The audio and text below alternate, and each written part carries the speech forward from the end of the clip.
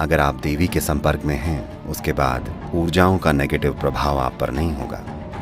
ऐसी चीजों का उस इंसान पर कोई प्रभाव नहीं पड़ता जो सच में ध्यानशील है। जितने आप मानसिक और भावनात्मक रूप से विचलित और अस्थिर होंगे, उतनी ही आसानी से आप इन शक्तियों से प्रभावित होंगे।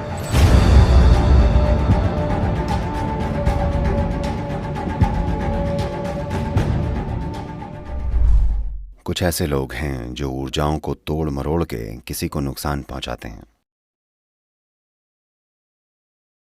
वो इस तरह किसी की मौत का कारण भी बन सकते हैं। भारत के कुछ हिस्सों में ये काफी प्रचलित है। एक वेद है, 4 वेदों में से एक अथर्ववेद इसी को समर्पित है कि ऊर्जाओं का इस्तेमाल अपनी खुशहाली और किसी दूसरे को नुकसान पहुंचाने के लिए कैसे किया जा सकता है। जरूरी नहीं है कि इस तरह की ऊर्जाओं या इस तरह की क्रियाओं का इस्तेमाल सीधा आपके ऊपर किया जाए। अभी अगर कोई मेरे साथ कुछ नेगेटिव कर रहा हो और अगर मैं उसके लिए ग्रहणशील नहीं हूं और आप यहां बैठे हैं, तो आप प्रभावित हो सकते हैं। ये बिल्कुल हो सकता है।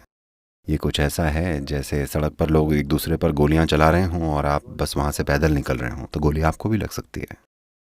तो कुछ खास अभ्यास हैं। अगर आप इन अभ्यासों या कुछ खास उच्चारणों को अपनी रोजमर्रा की जिंदगी में ले आएं, तो इन चीजों से आसानी से बचा जा सकता है।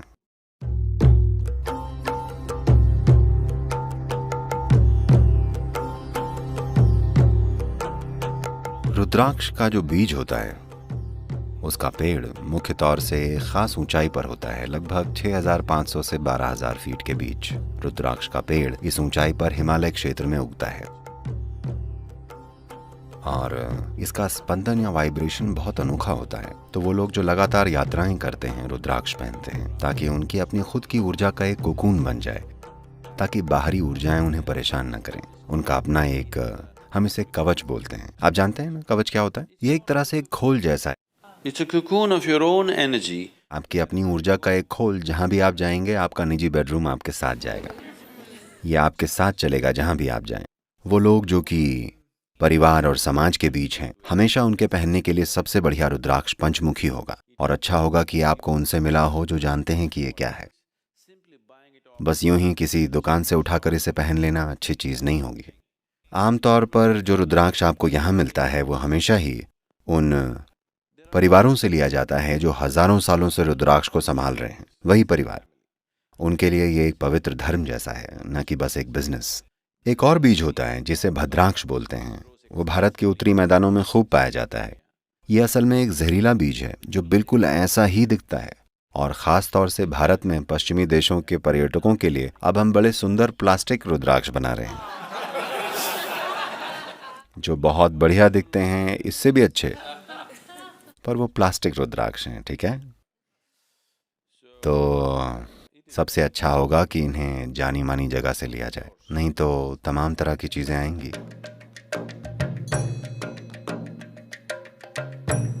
मैं आजकल देखता हूँ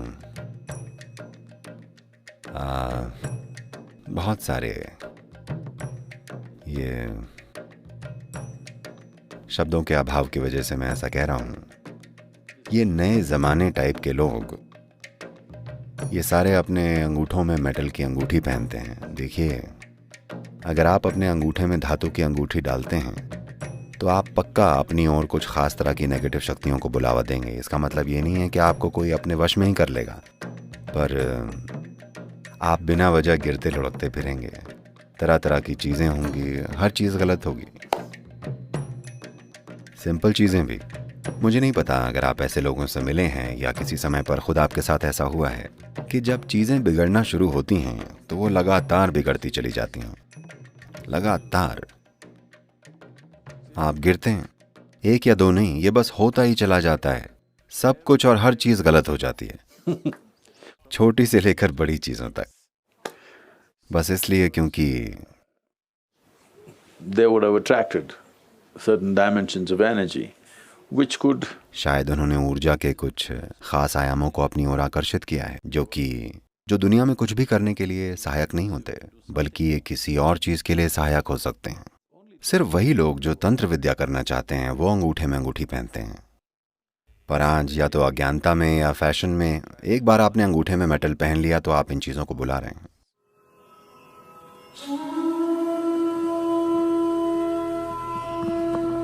ऐसे सैकड़ों लोग हैं जिन्हें लगता है वो किसी के वश में हैं और ये सब। हम उनसे बस इतना कहते हैं, आप बस यहाँ आकर ध्यानलिंग क्षेत्र में बैठिए, क्योंकि ध्यानलिंग में तंत्र के ऐसे आयाम हैं जो इन सब चीज़ों को काट डालते हैं।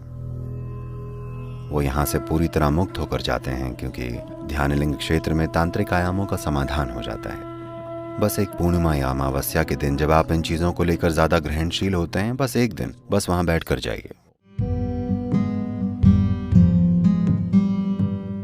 अगर आप देवी के संपर्क में हैं, चाहे देवी यंत्र की मदद से या चाहे जैसे भी, यंत्र आपके हाथ में है या आपके दिल में, ये आपके ऊपर है।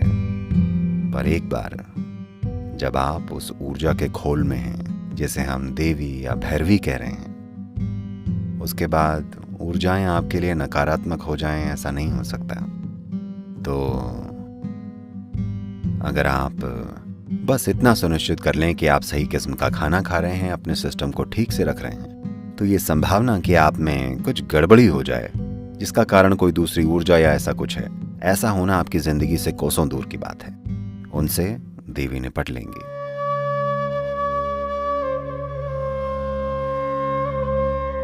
अगर आप सच में ध्यानशील हैं तो आप तंत्र के बारे में सोचिए भी मत। इन चीजों का उस इंसान पर कोई असर नहीं होता जो सच में ध्यानशील है। अगर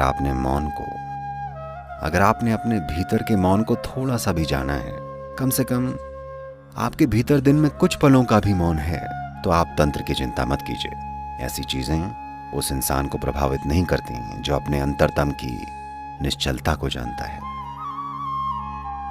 किसी ने कहा है, आदमी केवल इल है यानी बीमार है क्योंकि उसे स्टिल यानी स्थिर होना नहीं आता। ये बिल्कुल सही कहा है, ये बिल्कुल सही है।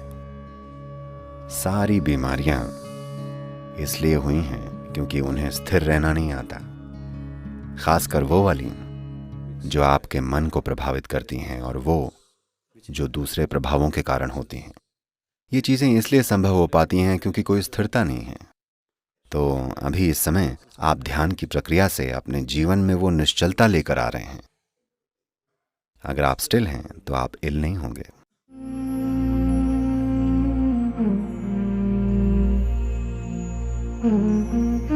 जितने आप मानसिक और भावनात्मक रूप से विचलित और अस्थिर होंगे, उतनी ही आसानी से आप इन शक्तियों से प्रभावित होंगे।